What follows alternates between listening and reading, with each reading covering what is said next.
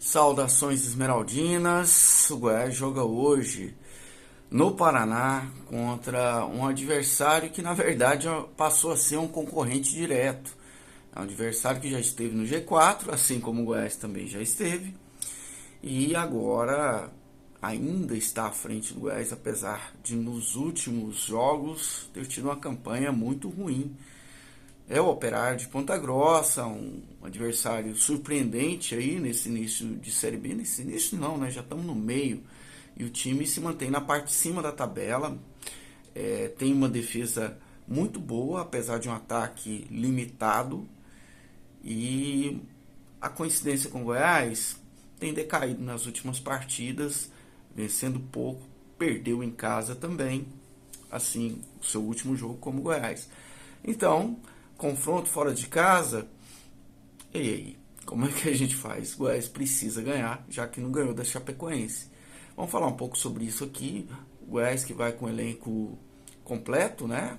Ninguém no DM mais, milagre. E falar também sobre as perspectivas para esse jogo. Eu vi um pouco da partida que eliminou o Operário diante do Grêmio no fim de semana aí, até motivo pelo qual essa partida está sendo só agora, né? Enfim, vamos falar um pouco sobre isso, um pouco sobre como as coisas devem caminhar diante desse cenário difícil, e também um pitaco pequeno sobre a entrevista do Edminho, até porque eu não vi ela na íntegra, né? Mas infelizmente continuou mesmo, né? Vamos lá, eu sou o Helder Dias, esse é o canal Verde 33, seja sempre muito bem-vindo, muito bem-vinda por aqui. Você que aparece sempre, sabe do nosso histórico aqui em relação ao Goiás Esporte Clube. Esse é um canal dedicado ao maior do Centro-Oeste. E você também que está chegando pela primeira vez, também sinta-se acolhido. Como eu sempre digo, sua opinião vale tanto quanto a minha, pode deixar aí nos comentários do vídeo, ok? Enfim, o Goiás vai hoje a Ponta Grossa para enfrentar um adversário que nesse começo de Série B era cotado aí para lutar contra o rebaixamento, mas não é o que tem acontecido. Está ali na faixa intermediária, mas já esteve mais acima na tabela. Na verdade, todo mundo que está ali, inclusive o Goiás, que está abaixo ainda do Operário, luta para voltar ao G4. Está tudo muito embolado. O Vila Nova, por exemplo, chegou a liderar. Hoje não, porque o Santos ganhou ontem, né? 2-0 do Ituano, reassumiu a liderança. Mas até ontem o Vila Nova aí estão correndo por fora, né? Eu digo que o Vila Nova é o tipo Botafogo da Série B, né? Mas esteve na liderança, o que, claro, não deixa de incomodar aí os esmeraldinos mais fanáticos, mas incomoda todo mundo do Goiás, porque o Vila tem um orçamento menor, né? Que o orçamento do Goiás contratando jogadores aí e tal, até vamos falar sobre isso na parte do Edminho aí. Mas enfim, precisamos recuperar, não dá para ficar olhando para adversário nem para rival, tem que fazer a parte, que é o que o Goiás não tem feito ultimamente, né? Os jogos do Goiás têm sido ou burocráticos ou nem isso. O time tem se portado de uma forma muito apática em campo, sem soluções novas. Isso se deve, não tem como não colocar a responsabilidade sobre os ombros do Márcio Zanardi, porque é ele quem coloca esse time em campo, né? É ele quem deveria fazer esse time jogar mais. Mas ele tem teimado, vamos dizer, eu acho que já pode colocar na conta da teima os três zagueiros. Os três zagueiros não têm conseguido dar o combate devido aos atacantes adversários, à força ofensiva adversária. E a gente tem visto jogador como o Mário Sérgio da Chapecoense marcar 2 gols de cabeça sem precisar sair do chão. Falha total de posicionamento da zaga, não pode nem colocar a culpa aí em jogada de contra-ataque, porque o mínimo que se espera de um time que joga com 3 zagueiros é que esteja preparado para isso. Então tá faltando um posicionamento melhor. Isso não sou. O Zanardi sabe muito melhor do que eu, que tem lacunas ali horríveis no sistema defensivo do Goiás. um time que no começo do campeonato tinha a melhor defesa, né? Então, a queda de produção do Goiás é vertiginosa. E a esperança está aí na vinda dos novos reforços. 3 reforços para o ataque, né? O Matheus Gonçalves, o Rildo e o Edu. E, enfim, não vão jogar agora, mas de positivo temos que o elenco inteiro está à disposição para esse jogo no Paraná. O que acontece? Eu não vejo no time do Goiás um ânimo, uma disposição, aquele popular olho no sangue, né? Eu sempre lembro do Robson com isso, né? O sangue no olhar, né? Aquela vontade de vencer. Isso me preocupa, porque numa Série B é preciso ter, acima de tudo, determinação.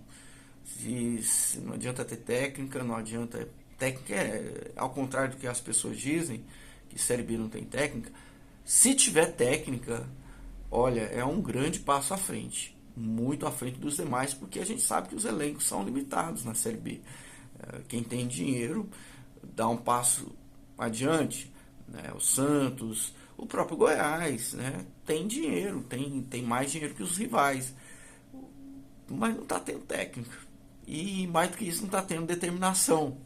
Eu não vejo no jogo do Goiás aquele time comprometido, pelo menos nas últimas partidas, em se superar. Parece que está rolando uma apatia e eu não sei se isso se deve também a uma desmotivação do elenco com o trabalho que vem sendo conduzido. Isso é natural, não é uma coisa, como é que eu vou dizer, não é uma panela contra o treinador, contra a comissão técnica, não é uma questão de boicote, né? Os jogadores não estão sabotando o trabalho. O que existe, e quem trabalha sabe disso, existem equipes motivadas e equipes desmotivadas por vários fatores. E em qualquer área, em qualquer atividade. Mas no esporte isso pega muito, né? Um time motivado, um elenco motivado, unido, fechado, bem orientado, sabendo do seu potencial, sabendo das suas limitações também, tendo essa consciência como um todo, isso leva a um ganho em relação aos adversários muito grande, independentemente da técnica. Acrescido o aspecto técnico a estudo, é muito... o time começa a voar. Eu vou dar um exemplo básico aqui, que é a Argentina, que conquistou a Copa América. Não é o melhor time da Argentina, o melhor selecionado, mas é basicamente formado de jogadores que já se conhecem há um bom tempo, com a liderança técnica do Messi, que não é mais o grande jogador que era, mas que tem uma ascendência sobre os demais jogadores, que passa uma confiança e uma autoestima muito grande para o restante do elenco. Tem Di Maria também, que agora comunicou que está deixando a seleção com um novo título, né? Inclusive é a seleção mais vitoriosa da Argentina de todos os tempos, 4 títulos, né? Duas Copas América, uma finalíssima, que é um tipo de Supercopa entre que a Argentina venceu a Itália, campeã da Euro, e a Copa do Mundo. Não é a melhor das seleções, mas é um elenco comprometido com aquilo que está buscando. É isso que eu estou sentindo falta no Goiás. O Goiás precisa ter esse comprometimento total, ainda que com as limitações. Que um jogador jogue pelos demais, que todos joguem por um. Aquela história dos mosqueteiros vale muito para um momento como que a gente tem vivido. E isso a gente percebe, olha, futebol é um esporte psicológico, a gente já falou sobre isso. Como todo esporte, depende muito da cabeça. E me parece que o Goiás perdeu nesse sentido. E aí tem que ver se está faltando comando, se está faltando essa junção entre o que pensa a comissão técnica e o que praticam os jogadores. Se está havendo uma falha, obviamente estão ocorrendo falhas táticas, né? Os gols que a gente tem levado. Eu falei isso no último vídeo, né? Quem puder dar uma olhada aí. Acabou que eu não divulguei nos grupos de WhatsApp que eu tenho, né? Nem no Twitter, mas eu falei muito dessa questão dos gols que o Goiás tem sofrido, principalmente de bola aérea. Então tem que corrigir isso. O ataque do Operário falha muito, né? É um ataque pouco eficiente, principalmente nos últimos jogos, mas poderia ter complicado a vida do Grêmio se não fosse um pênalti ali ainda no primeiro tempo.